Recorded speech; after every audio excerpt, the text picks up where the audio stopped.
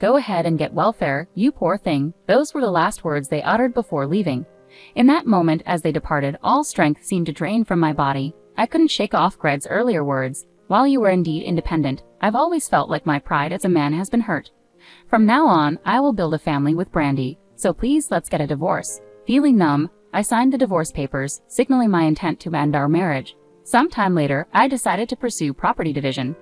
During a meeting with a lawyer, my sister brazenly demanded a share of our assets. However, the lawyer's response caught us off guard.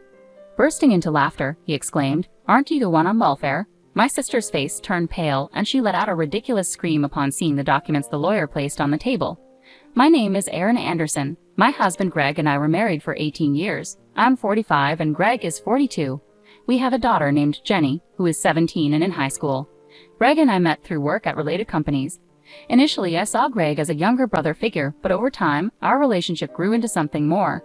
We had Jenny without serious issues, assuming we'd enjoy our second phase of life once she was grown. That was until my sister Brandy showed up unannounced with a suitcase. Unlike my brother, I've never gotten along with her. She always treated me poorly, taking my things and even stealing my friends and boyfriends. Despite my efforts to avoid her, she interfered with my life at every turn. I moved away, got my real estate license, and built a life in New York, hoping to keep her at a distance. For our wedding, Greg and I opted for a private affair, knowing my sister's tendencies. My parents kept our marriage a secret, but somehow Brandy found out. I was looking forward to time with my husband once Jenny left for college, but then Brandy arrived, disrupting everything. "Wow, Erin, this is a nice house you have here. Did you buy it?" Her voice snapped me back to reality. "There's a room available here. I'll be using this one, thanks," she declared, ignoring my protests. Today was a holiday, Jenny was at school, and Greg was at work. "Could you please leave before they come back?" I pleaded in vain. That evening, both Greg and Jenny returned home to find Brandy there, uninvited. Who might this be?" Greg asked, puzzled. Brandy introduced herself with a charm that belied her true nature. "I'm Erin's sister, Brandy. I found your wedding photos at Mom's and decided to drop by." Greg, aware of my strained relationship with Brandy, looked uncomfortable.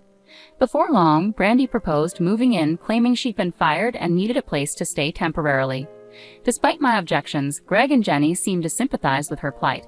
"If it's just for a little while, I guess it's okay," Greg conceded, much to my dismay. Thus began a turbulent daily routine with my sister, who not only refused to contribute but also started taking money from my wallet without permission. "I've warned you about this behavior," I confronted her one day. "If you need money, at least ask me what you're buying." But Brandy remained defiant. "Why should I report to you? It's my money now." I hoped she would find a job and leave quickly, but she showed no signs of job hunting. Meanwhile, Greg's supposed overtime at work didn't match his salary, raising suspicions that he and Brandy were spending too much time together. I confronted him about it. "Your salary doesn't include overtime, does it? If you can't ask for overtime pay, should I ask on your behalf?" I questioned Greg, trying to keep my voice steady. His response surprised me. "What are you doubting? I'm properly paid for my overtime, separate from my salary." "There's no issue," Greg retorted, his typically mild demeanor replaced with a rare outburst. This sudden change unsettled me deeply, signaling a crisis in our otherwise stable life. Meanwhile, my sister continued to linger around the house, consuming more resources than even Jenny. Frustrated, I discussed the situation with our parents, who apologized for inadvertently revealing our marriage and home to my sister. Despite living far from them, I had hoped to maintain peace with Greg and Jenny, but my sister's intrusion threatened that. She must have been planning to find us the moment she saw our wedding photos, I lamented to myself, fearing she intended to disrupt our lives once more. Doubts crept in about my sister's claim of being fired. Was it possible she quit deliberately to freeload off us and make my life miserable again? If so, I needed to act swiftly to evict her from our home. "You said you were fired, but wouldn't you be eligible for unemployment benefits if you were enrolled in employment insurance?" I confronted her one day. "I've always worked part-time, so I wasn't enrolled in anything like that."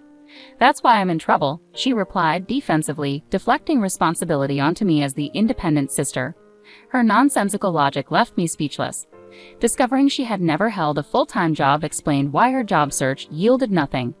3 months into her stay, my worst suspicions were confirmed when I caught Greg and her having an affair.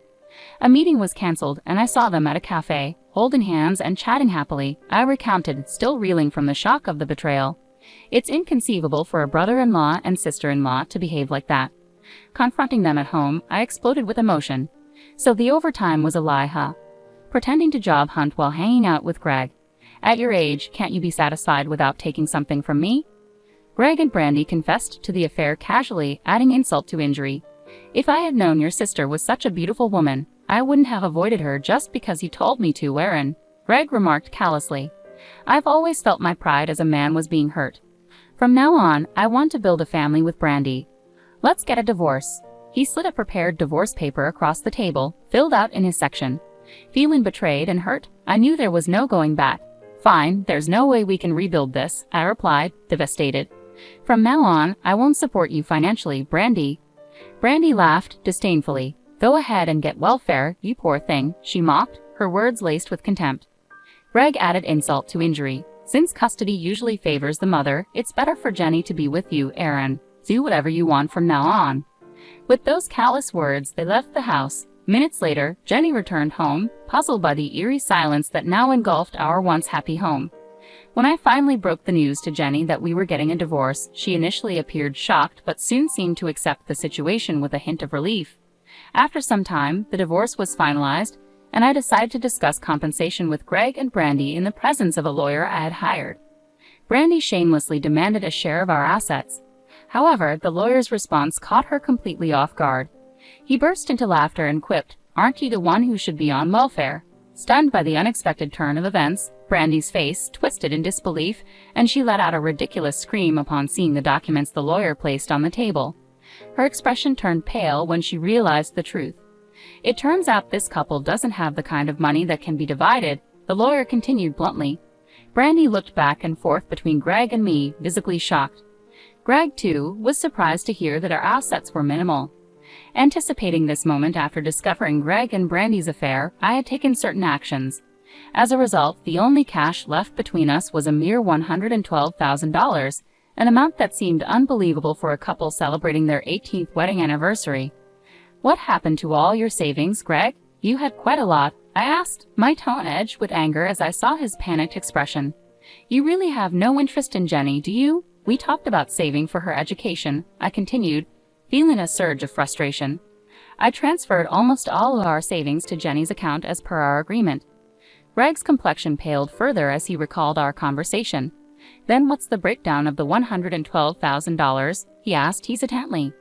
About 80% of it is probably Greg's secret savings, I replied calmly, meeting his gaze. You knew about it, and you agreed to transfer your savings to Jenny, anticipating this division of property. You even signed the consent form. Greg's expression turned furious as the reality sank in. It seemed strange to me why you asked for my consent, just for that, Greg said, his voice tinged with regret as he scratched his head frantically. However, his signature on the documents was irreversible. The lawyer confirmed that Greg's agreement to transfer the funds to Jenny meant it was no longer considered marital savings. I had no intention of letting them benefit from that money, which is why I considered making it a living gift. Upon hearing this, Brandy was dumbfounded but managed to confront Greg. You said we had plenty of savings. Weren't we supposed to live a luxurious life together? Dividing $112,000 won't amount to much. Why didn't you realize Aaron's intentions sooner? Her face paled with reproach, but Greg avoided her gaze and remained silent. Throughout our marriage, Greg had earned little and carried significant student loans, so I had taken on all living expenses. This agreement was made when Greg expressed difficulty in contributing financially. I assured him that I would manage expenses while he focused on saving for our future. After over a decade, Greg believed he had saved at least $100,000 or more. However, when it was revealed, the amount was less than $10,000. I felt betrayed when I stumbled upon his bank book and discovered the truth about his savings habits. Now that we're divorced, such matters no longer concern me, I thought bitterly. Brandy, realizing the severity of the situation, trembled slightly, unsure of her next move. With only $112,000 available for division and seeing her confusion, I decided to reveal another truth. Looking directly at Greg, I spoke hesitantly. I debated whether to mention this, but Greg, aren't you planning to quit your job? Greg was visibly shaken. How do you know?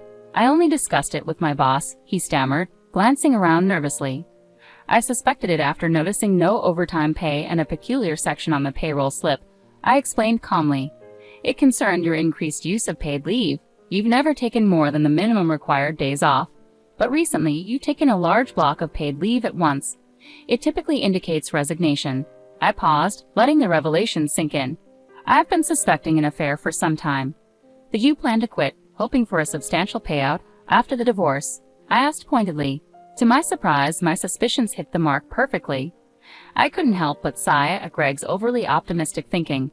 Well, you were my husband, so you should at least know what job I do and how much wealth I've accumulated. To think you relied on that, cheated, and even chose to resign. You really haven't thought this through, I remarked, watching Greg's face turn red with embarrassment. The lawyer's earlier remark to Brandy about welfare hit a nerve. If two unemployed individuals come together, they end up on welfare unless they work, he pointed out. Flustered by this realization, Brandy suddenly shouted, "Wait a minute. If you can prepare for Jenny's college expenses and cover living costs all by yourself, there must be something fishy. I get it, you're hiding assets, right? That's the only explanation. Come on, confess now." Greg seemed to have a sudden realization. That's right, Brandy. Actually, Aaron owns a lot of real estate. We'll have to divide those assets too.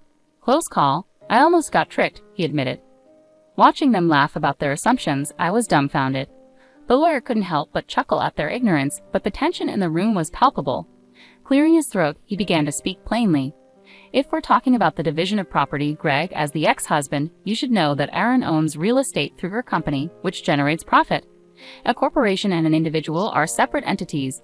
Aaron's company and its assets cannot be divided as marital property, the lawyer explained calmly. Realizing their mistake, Greg and Brandy turned red and fell silent. The lawyer continued, what can be considered for division are things like cars, houses, and cash savings. Moreover, Greg and Brandy have virtually admitted to their affair, allowing Aaron to demand compensation from both of you. At the mention of compensation, their faces contorted in disbelief. Isn't that too high? It was just a few months. Affair, they protested, trying to justify their actions. I countered immediately, who decided that the market rate is just a reference? Greg, you took leave to secretly date my sister, and she didn't even bother to properly job hunt, choosing instead to live off my money. The lawyer, remaining objective, decided on the compensation amount, $10,000 from Greg and $3,000 from Brandy. Shocked by the turn of events, they hastily shook their heads in agreement. The discussion couldn't be concluded in one day and was adjourned. 2 weeks later, we reconvened for further discussions. Brandy, with a defiant attitude, demanded, "Give me the house and the regular car. Is that what you call compensatory property division? Then give Greg his $122,000, and I'll pay the remaining $1,000. Hearing such nonsensical demands, I was on the verge of yelling in anger, but I managed to control myself with reason and slowly sorted out the situation. The house still had a mortgage and required regular maintenance, so it would retain some value if sold. The car was relatively new, purchased just 5 years ago. Accepting my sister's proposal would mean a loss for me, which I absolutely did not want. Sister, did you even do the math? If you consider selling the house and car, you wouldn't say such things. Usually it's not the cheating party, you guys. Who should be making these demands? It's me, I asserted firmly. As I pondered how brazen they could be, Greg, sitting next to my sister, interjected, overlapping my words. You own assets worth $170 million in the company, right? I don't care if you're some real estate mogul or whatever, but being so stingy with all that wealth is just insane. Caught off guard for a moment, I ended up laughing at their absurdity given the situation. Seeing me suddenly burst into laughter made the two of them freeze. After a good laugh, I returned to a serious expression. So, is that all you wanted to say? And why are you acting like you're the victims here? I asked, maintaining a firm tone. I'd rather be stingy than give any money to a man who abandons his daughter for an affair or to the worst kind of sister who steals her sibling's husband. I'd rather secure as much as possible for Jenny, I added pointedly. They flinched at my words. I wanted to tell them to study more about legal terms if they wanted to use them. What were they even thinking, saying such things? I planned to dismantle their delusions bit by bit. Greg, this house is under my name, right? It's my separate property since I bought it with a mortgage before we got married. No matter how you twist it, it remains mine, I clarified firmly. The car, bought new and accident-free, is of a model that sells well. If you want it, you'll have to pay me half its appraised value. That's how property division works. Brandy, clueless about legal nuances, and Greg, who hadn't thought it through, were landing themselves in trouble again. Greg pleaded with me after showing some semblance of thought. Can you just give us enough money to start our new life? Please? Greg's apology seemed superficial. It was clear he just wanted to solve the immediate problem. I don't need such a shallow apology, I steeled my heart and responded firmly. Given your attitude, it seems like you wouldn't want to pay for Jenny's child support either.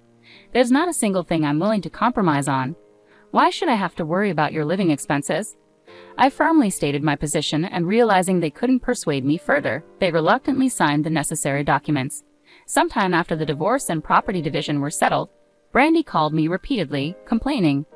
Why does Greg have so much debt? Weren't you paying the living expenses? What's going on? She questioned heatedly over the phone. I patiently explained the reality to her. That should have been obvious when it came out that he only had less than $10,000 saved, despite having years to save. Maybe he made some big purchases on credit or something like that. As I asked this, Brandy eagerly shared her situation. Yes, he took loans of several thousand to buy nonsensical brand items. It turns out his credit card was set to revolving payments without him knowing, making a huge mess. So this guy is just a debt disaster. How could he push such a person onto me? You're the one who stole him, remember? I retorted with a half-laugh, and Brandy fell silent. It seemed Greg had been accumulating debts I wasn't even aware of. Now, demand letters were arriving in droves. He must have been careless with his address change, or perhaps in the chaos of starting a new life, he forgot to hide them. Oh, and there's one more thing I haven't told you, Brandy, I added, noting her distress.